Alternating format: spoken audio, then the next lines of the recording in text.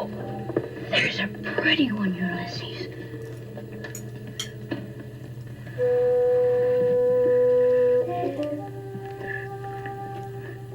There it is. Hello BookTube, I'm Sean the Book Maniac. Welcome back to my channel. Here I am with another tag. This is the Wear a Mask tag, which was created by my buddy, my masked buddy, Brian, over at Bookish.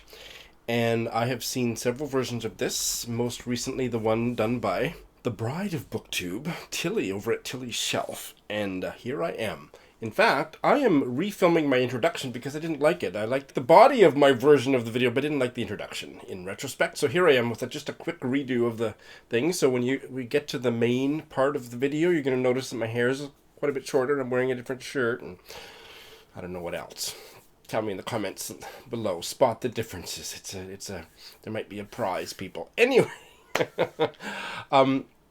Brian created this tag because wearing a mask is important. I was a little bit late to be convinced that masks were important because I live in Japan and people have always been wearing masks for reasons that I was not convinced that they made any sense. But I quickly got schooled, thanks Doris and others, in the very early days of the pandemic, that the science was very clear that masks protected you from my virus and vice versa. And I have never looked back.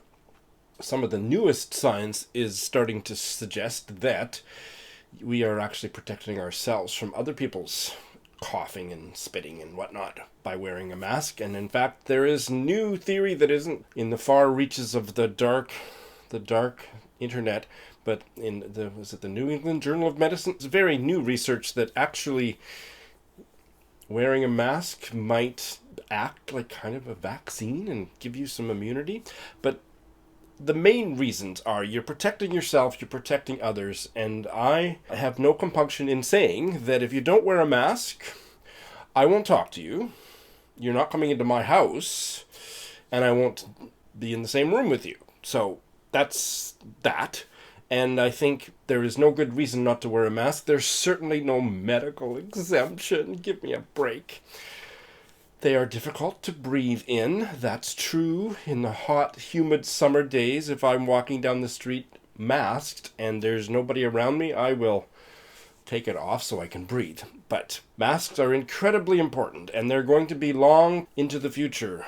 I don't have much faith that a vaccine is coming anytime soon, but even after that I will be wearing a mask because the vaccine will probably be about as effective as the flu vaccine is. But let's not get all negative.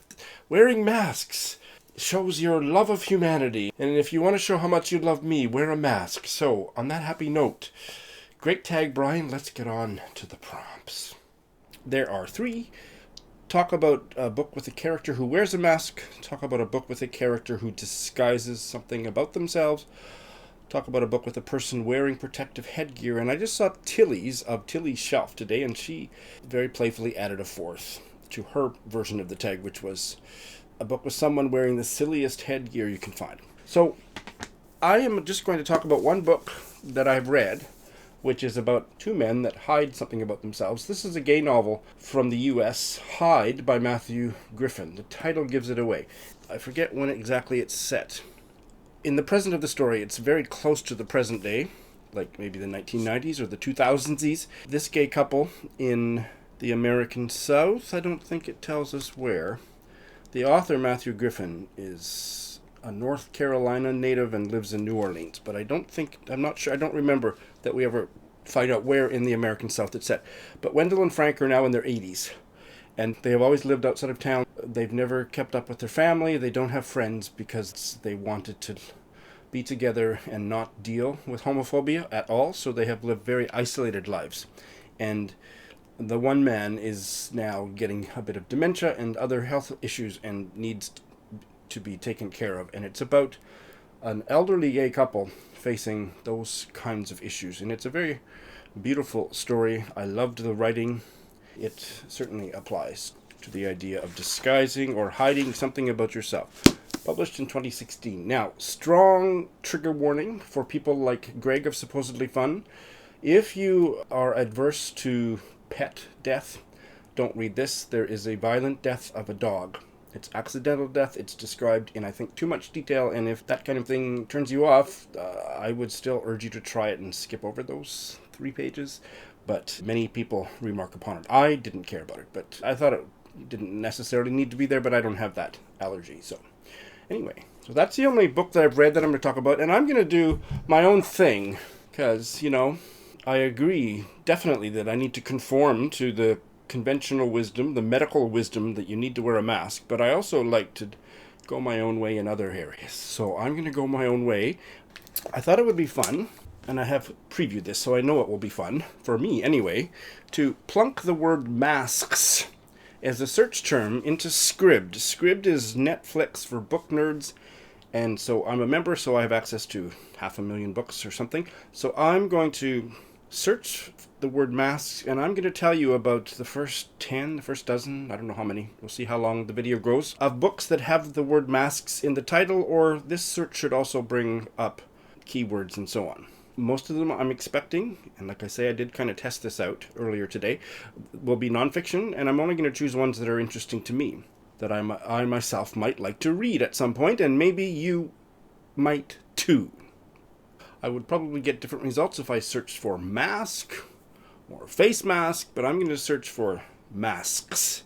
And I'm going to avoid self-help because I'm not interested in self-help. I'm going to avoid any genre fiction, romance, or anything because that's just not my cup of tea. And just Sean books, potential Sean books.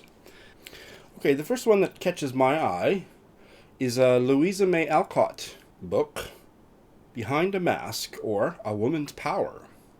And it is billed as her masterpiece of sensation fiction. And apparently this was written under her nom de plume, A.M. Barnard. And it's a story of a femme fatale. Well, I don't know if I'd like to read that, but it did catch my eye. This one definitely catches my eye. The Masked Rider, Cycling in West Africa. It's a travel memoir, which I don't usually go for, but I'm really interested in Africa, by Neil Peart. His travel memoir, thoughts, observations, and experiences as he cycles through West Africa. Apparently Neil Peart is a rock lyricist. Who knew? But he's written other books. Looks like maybe some kind of genre fiction. Sounds interesting anyway. I'd like to at least read a book review of it. With most nonfiction, I find once I've read the book review or watched Heidi's book review, I'm good. I don't need to read the book. I have to be deeply interested in something to read nonfiction. Here's one. Tear Off the Masks, Identity and Imposture in 20th Century Russia by Sheila Fitzpatrick. And it focuses on post-Bolshevik Russia and post-1991 Russia and how Russians at that time remade their identities. That actually does sound interesting. Published 2005. I don't think I would necessarily want to read it, but it is an interesting topic.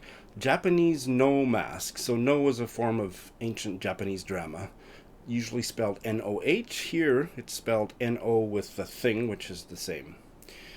Japanese no masks with 300 illustrations of authentic historical examples by Friedrich Przynski.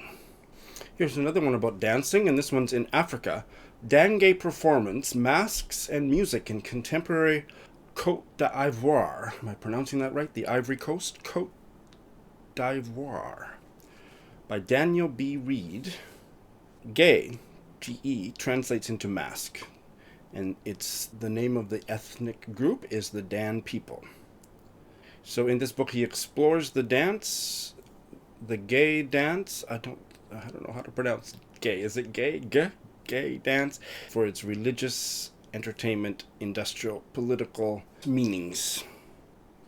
This one definitely caught my eye. It's a short story collection called Lifted Masks by Susan Glaspell, or Glaspell. And I had never heard of her. She was an American playwright, novelist, journalist, and actor. Born 1876 in Iowa, died 1948 in Provincetown. And she was first known for her short stories and then went on to write in other genres. Her 1930 play, Allison's House, won the Pulitzer for drama that year. The name, I think I'd heard the name, but maybe not.